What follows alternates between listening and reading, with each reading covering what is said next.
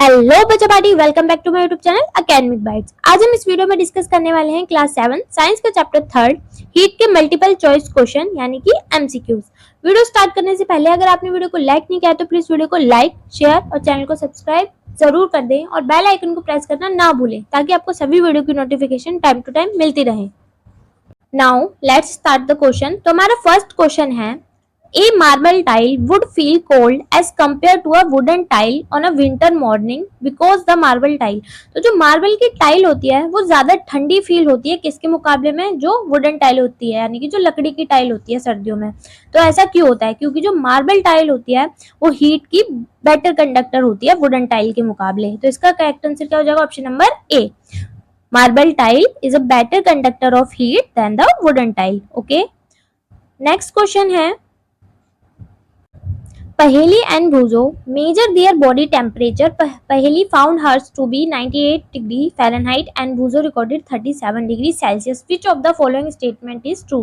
तो पहेली और बूजो ने क्या किया? अपना बॉडी टेम्परेचर चेक किया। तो पहेली का बॉडी टेम्परेचर क्या है? 98.6 फ़ारेनहाइट और जबकि बूजो का क्या है? 37 डिग्री सेल्सियस। तो हमें बताना है इनमें से कौन सी स्टेटमेंट ट्रू है।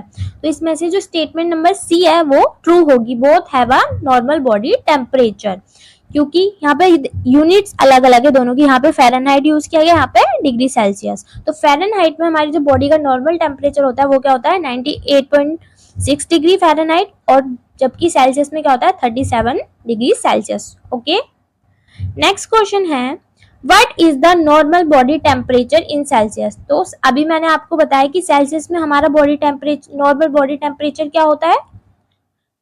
37 डिग्री सेल्सियस। ओके, तो इसका करेक्ट आंसर क्या हो जाएगा? Option number C. ठीक है, move to the next question, which material is a poor conductor of heat. तो हमें बताना है इनमें से कौन सा मटेरियल है जो हीट का पुअर कंडक्टर है। तो जो वूल होती है वो पुअर कंडक्टर होती है हीट की। तो इसका करेक्ट आंसर क्या होगा? ऑप्शन नंबर सी, वूल। नेक्स्ट क्वेश्चन है, what prevents the mercury level from falling in the clinical thermometer when remove from the mouth. तो जब भी हम क्लिनिकल थर्मामीटर को अपने माउथ से निकालते हैं तो जो मरकरी का लेवल होता है उसे फॉल होने से कौन रोकता है? तो जो उसमें किंक होता है वो मरकरी का लेवल फॉल होने से रोकता है। तो इसका करेक्ट आंसर क्या हो जाएगा? Option number C. Okay, next question है, heat transfer that does not require a medium is called. तो उस हीट ट्रांसफर के प्रोसेस को क्या कहा जाता है जिसमें किसी भी मीडियम की जरूरत नहीं होती है? तो उसे रेडिएशन बोला जाता है। तो इसका करेक्ट आंसर क्या हो जाएगा? Option number C. Move to the next, what is the primary reason woollen clothes keep us warm. तो हमें बताना है कि जो वुलन क्लोथ्स होते हैं वो हमें वार्म क्यों रखते हैं, जो ऊन के कपड़े होते हैं। तो इसका करेक्ट आंसर क्या होगा? Option number C, because they trap air. Next question, which type of clothes do we prefer to wear in summer. तो हम समर में किस तरह के कपड़े पहनना प्रेफर करते हैं? समर यानी कि गर्मियों में, तो लाइट कलर के कपड़े। तो इसका करेक्ट आंसर क्या होगा? Option number C. और लाइट कलर के कपड़े क्यों पहनते हैं? क्योंकि जो लाइट कलर के कपड़े होते हैं वो ज्यादातर हीट को रिफ्लेक्ट कर देते हैं। Next question, What type of thermometer is used to measure body temperature। तो बॉडी टेम्परेचर को मेजर करने के लिए हम किस टाइप का थर्मामीटर यूज करते हैं? तो हम क्लिनिकल थर्मामीटर को यूज करते हैं। क्या मेजर करने के लिए? बॉडी टेम्परेचर मेजर करने के लिए। तो इसका करेक्ट आंसर क्या हो जाएगा? Option number C. Next question है, what happens to the water at the bottom of a flask when heated from below. तो हमें बताना है जब एक किसी फ्लास्क में वाटर है, जब हम उसको हीट करेंगे तो वाटर के साथ क्या होगा? तो वाटर धीरे धीरे करके ऊपर की तरफ उठने लगता है, राइज होने लगता है। जो पार्टिकल्स गर्म हो जाएंगे वाटर के वो ऊपर की तरफ जाते हैं।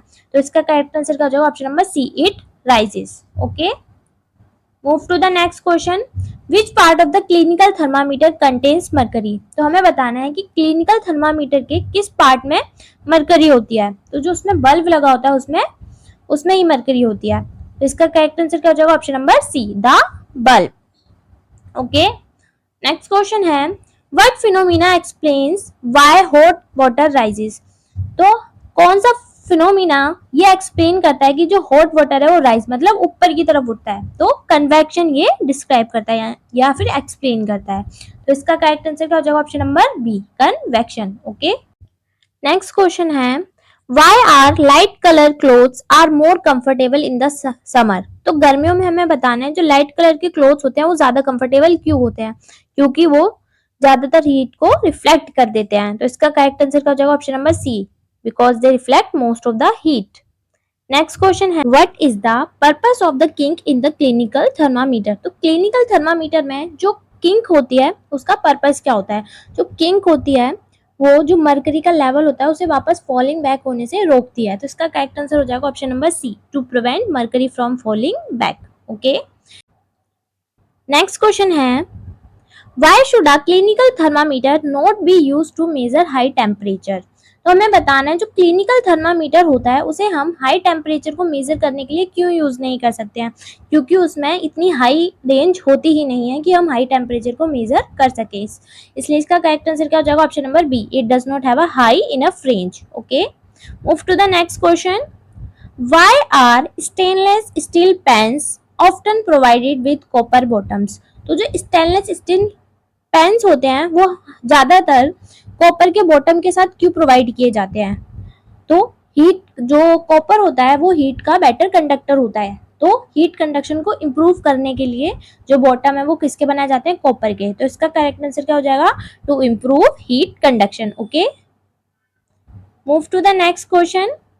Why is convection not possible in solid? तो हमें बताना है जो सॉलिड्स होते हैं उनमें कन्वेक्शन क्यों पॉसिबल नहीं है। तो जो सॉलिड होते हैं उसमें पार्टिकल काफी पास होते हैं, उनके बीच में फ्री स्पेस नहीं होता है, तो मॉलिक्यूल एक जगह से दूसरी जगह पे इजीली मूव नहीं कर सकते हैं, इसलिए उसमें कन्वेक्शन नहीं हो सकता। तो इसका करेक्ट आंसर क्या हो जाएगा, option number B, molecules can not move freely. Okay, next question है व्हाट इज रेडिएशन। तो रेडिएशन क्या होती है, transfer of heat through electromagnetic waves.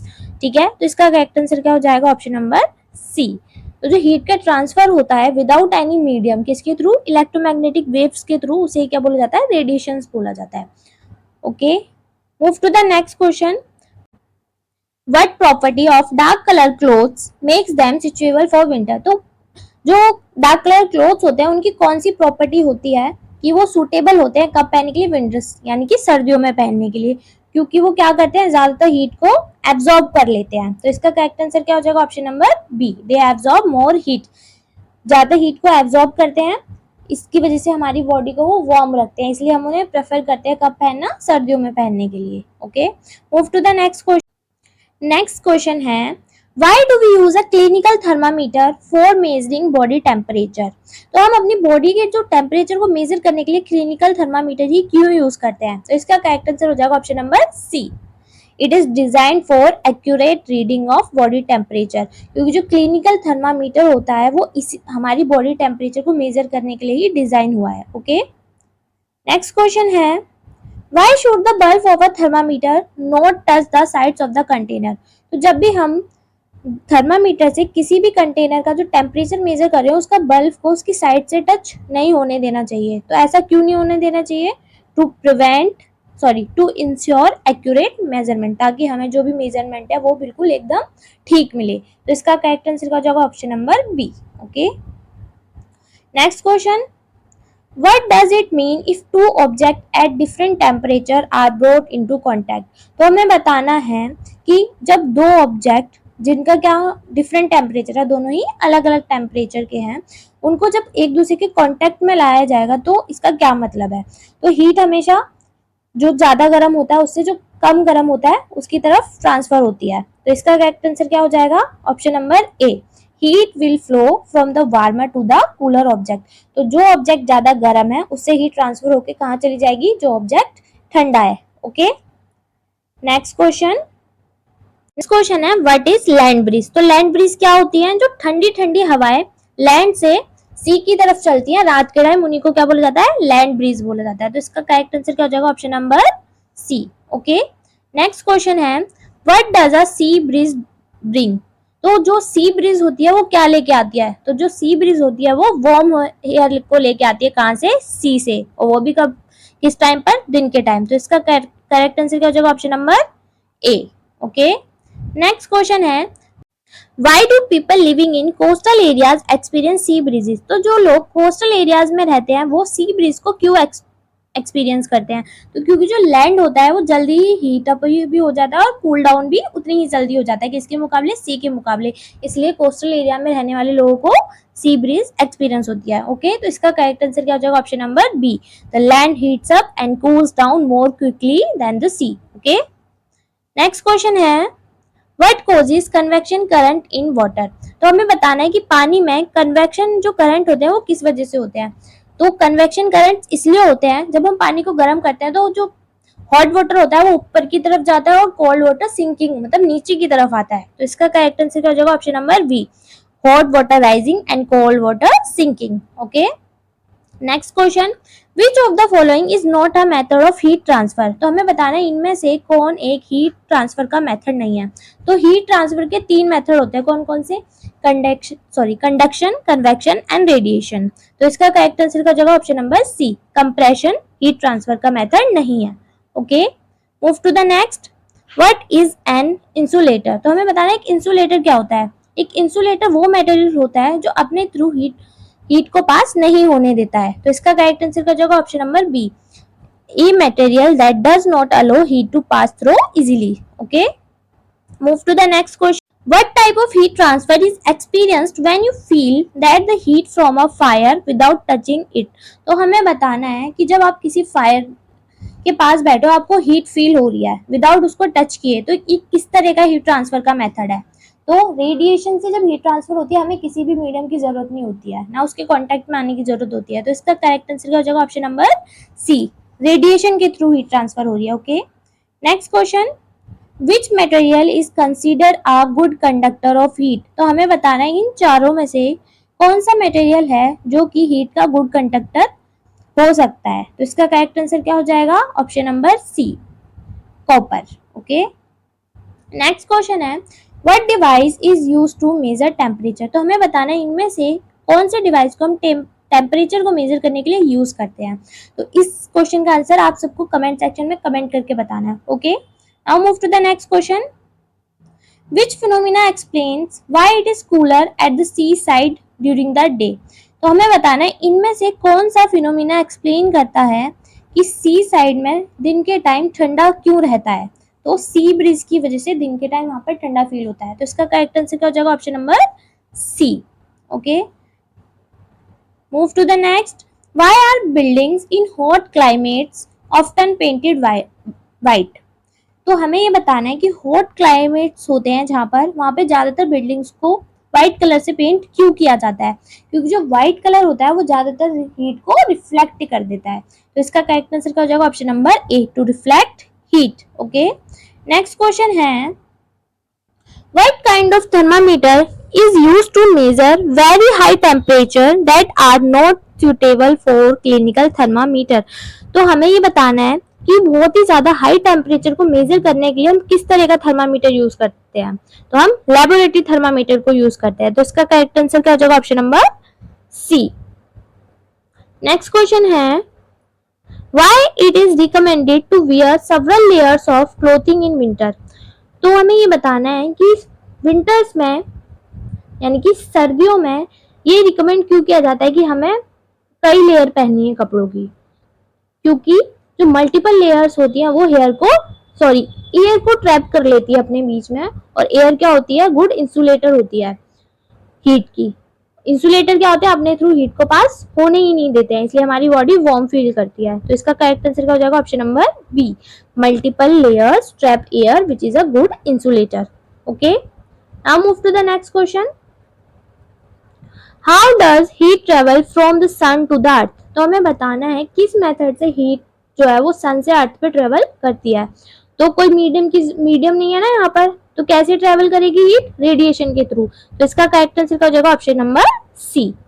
Okay, move to the next question, Why are copper bottoms used on stainless steel pans। तो जो copper bottoms होते हैं वो स्टेनलेस स्टील पेन्स में क्यों यूज किए जाते हैं, क्योंकि जो कॉपर होता है वो हीट का अच्छा कंडक्टर होता है, इसलिए कॉपर को यूज किया जाता है। तो इसका करेक्ट आंसर क्या होगा, option number B, copper is a better conductor of heat. Okay, next question है which of the following is true about radiation. तो हमें बताना है इनमें से कौन सी स्टेटमेंट रेडिएशन के बारे में ट्रू है। तो रेडिएशन के लिए किसी भी मीडियम की जरूरत नहीं होती है, यानी कि वो वैक्यूम में भी हो सकता है। तो इसका करेक्ट आंसर का जगह option number B, it can occur in vacuum also. Okay, move to the next. Why does mercury in a thermometer rise or fall. तो किसी भी थर्मामीटर में जो मरकरी होती है वो ऊपर या नीचे क्यों जाती है, मतलब राइज और फॉल क्यों होता है मरकरी का।